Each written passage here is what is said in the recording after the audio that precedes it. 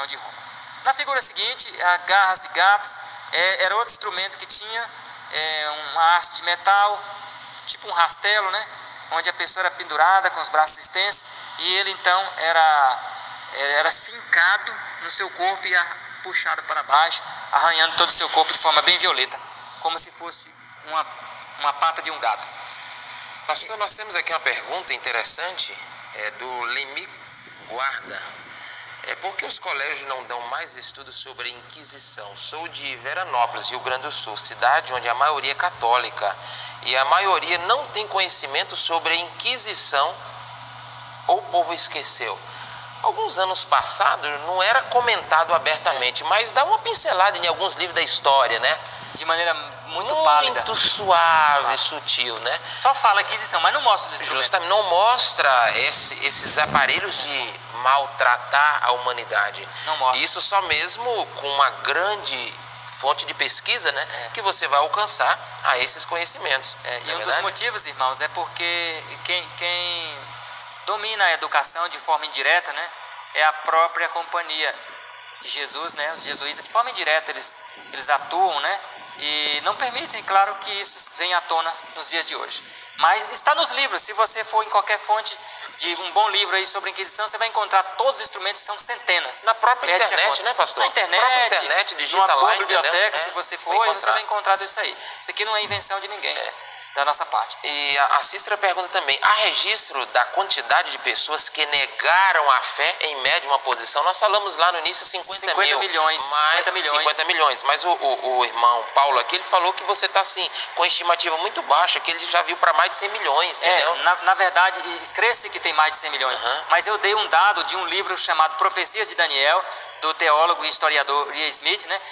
Uma estatística aproximada, né? Ele coloca ali na baixa. Mas a gente acredita, irmãos, que foi mais de 100 milhões e não tem como ter uma conta precisa. É impossível. Aí é só durante o milênio que nós saberemos a conta precisa, porque no milênio vai abrir todos os livros relatórios do céu e nós vamos ver isso de perto, que estamos vendo aqui agora, e vamos participar ali da condenação da Babilônia. E a pergunta dela é uma estimativa dos que negaram a fé. Todos esses que pereceram sobre esta cena, esse cenário, foram que permaneceram firmes, porque os que negaram a fé não sofreram perseguição. Entregaram, não sofreram. E nós não temos nenhum dado apresentando esse sermão. Temos dados só dos que sofreram. Eu acredito que não é possível ter esse dado. Não é possível, porque ninguém sabe quantos negou a fé. Só Deus. Entende, irmão? Então vamos para a próxima figura. Nessa figura seguinte é um instrumento também muito cruel chamado pera. Instrumento metálico no formato semelhante a uma fruta, a uma pera. E o instrumento era introduzido na boca, às vezes no ânus ou às vezes no órgão feminino, onde a vítima tinha essa ponta dessa argola onde se puxava e ele abria lá dentro. Na boca quebrava os dentes, estourava a garganta, o maxilar, e na região íntima do homem ou da mulher você já sabe o que causava, né? Destruía praticamente tudo, né? Era usado para punir principalmente algumas pessoas também por adultério, não apenas os cristãos, mas punia pessoas que supostamente cometiam adultério, punia também os homossexuais com esse instrumento aqui, punia os incestos que ocorriam, né, nas famílias, pessoas que abusavam dos seus próprios familiares, e puniam também aquelas pessoas que eram denunciadas, que tinham... Na época era muito complicado na Idade Média, irmãos. Toda pessoa que tinha uma vida diferente das demais, os próprios vizinhos denunciavam. Então, pessoas que tinham... Era denunciada pessoas que tinham suposto contato com o inimigo, então denunciava e a igreja ia lá, causava essas maldades aí. E isso também era usado para os protestantes também da Alemanha. Então vamos para a figura seguinte, chegando na parte conclusiva aqui dos instrumentos. Cadeira de pregos, como você vê, é uma cadeira aí toda formada de pregos pontiagudos, né? Onde a vítima era despida e sentada ali, amarrada firmemente com os braços pressionados com essas tiras de couro, onde a vítima ficava ali. Em outras versões, a cadeira possuía uma bandeja embaixo, onde ele sentava, uma bandeja inferior, onde colocava brasas também, e essas brasas eram queimadas ali, para além de furar, queimar também o corpo da pessoa.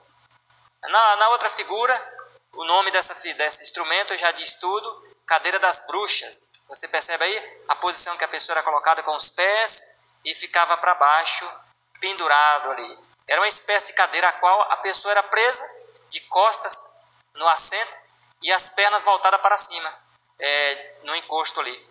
Esse recurso era usado para imobilizar a vítima e intimidá-la com outros métodos de tortura. Por incrível que pareça, como cócegas. Você acha que não é ruim, né?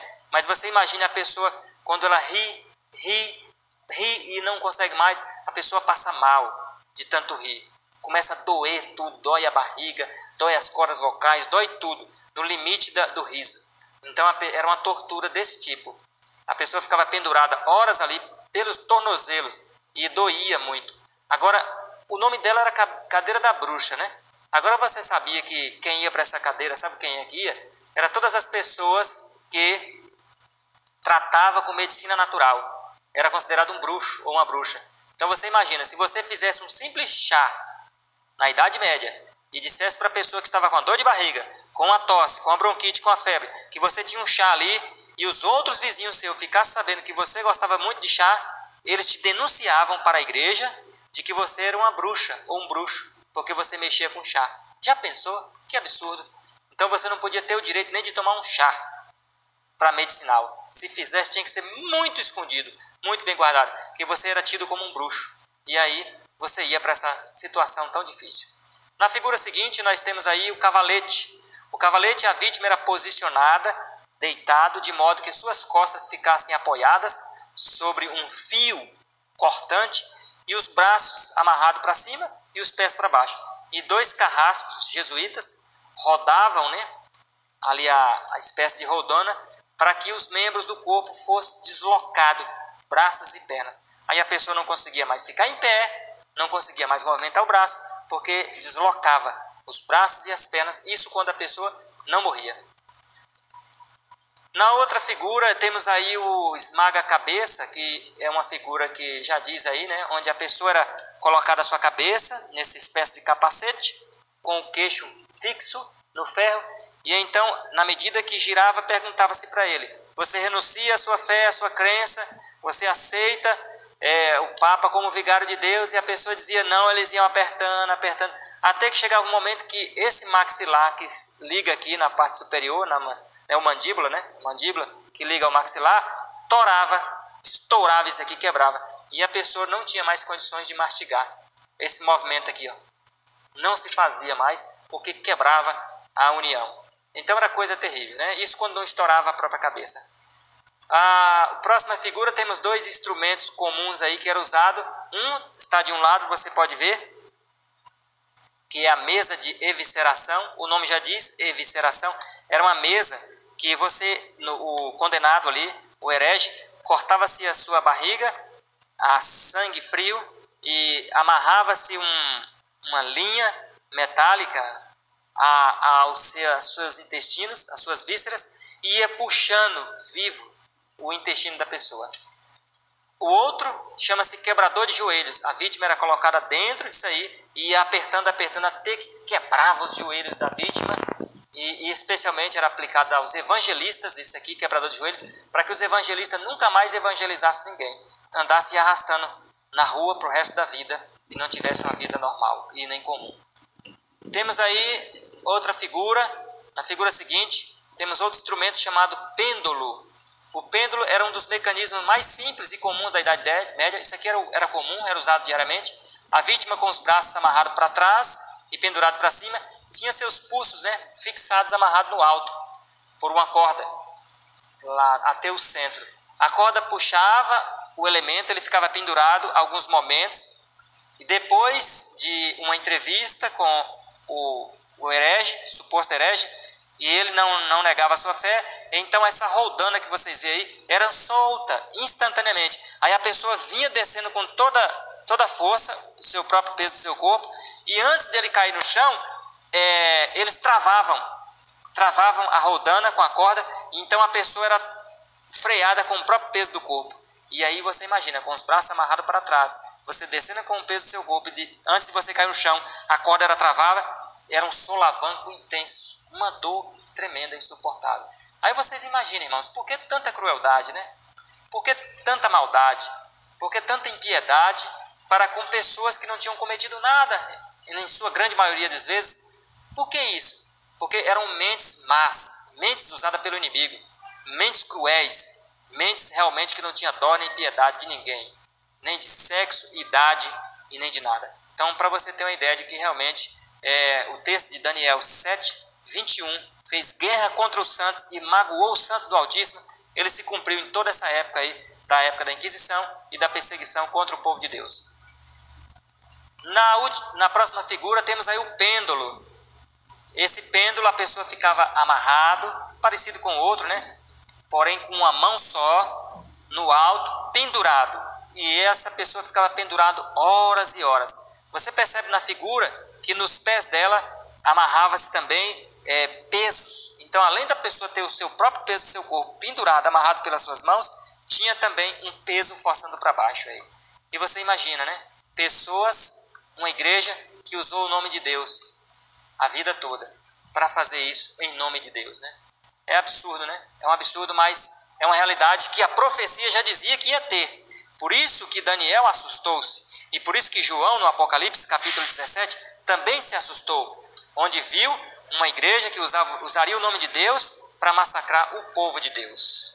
É algo muito contraditório, né? Muito contraditório. Então, esses foram os jesuítas e os dominicanos, a classe especial. Na figura seguinte, nós vemos aí a guilhotina, que já surgiu bem mais para frente, da Idade Média. Ela foi inventada por Ignaz Guillotine. Então, o nome dele já deu ao nome da guilhotina, Ignaz Guillotine. A guilhotina é um dos mecanismos mais conhecidos e usados para as execuções. É o italiano que inventou isso aí. A lâmina presa por uma corda e apoiada por entre dois troncos verticais. Descia de forma violenta, decapitando o indivíduo de maneira rápida e a cabeça rolava. Então, irmãos, imagine você, diante de tantos instrumentos, irmão Sérgio, e você também que nos ouve, ir para a guilhotina era uma benção. Não sentia dor, não, né? Era questão de 5 segundos, você já estava sem pescoço, não ia 5 segundos, era 3 segundos, a lâmina cortava, seu pescoço estava no chão, e em 5 a 10 segundos você perdia a cabeça para o lado de fora, perdia a consciência e morreu. Era uma benção ir para a guilhotina. Eu acredito que dentro de todos os instrumentos aí apresentados de tortura, eu acho que o mais cômodo era esse aí, porque você não sentia... O menos doloroso. Era o menos doloroso, menos cruel. É verdade, eu falei mais cômodo, né? Tem nem lógica, né? Menos cruel, porque o outro você ficava sentindo, você curtia a dor. É difícil. É algo terrível. Imaginar sobre isso é difícil. É algo terrível.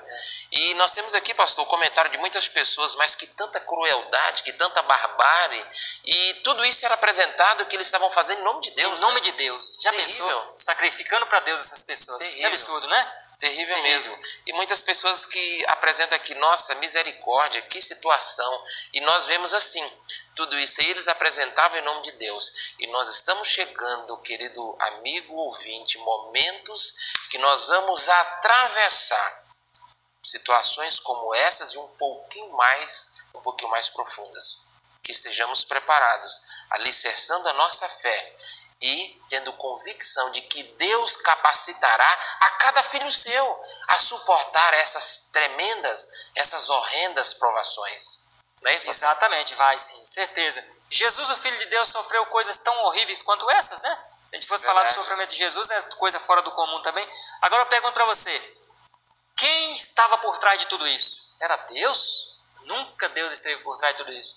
O livro Patriarcas e Profetas, entre a página 442 e 443, diz assim, que a disposição para causar dor sempre foi e sempre será satânica. Sempre foi o inimigo, irmãos. Sempre foi o diabo que esteve por trás de todo tipo de instrumento de tortura e de dor, usando a mente dos homens maus e cruéis, né, que não tinha Deus, para causar dor e sofrimento ao povo de Deus. Então, sempre foi ideia do mal por trás disso. Aí você imagine que quem realmente conduziu uma igreja dessa nunca foi Deus, né? A igreja romana realmente foi conduzida pelo mal.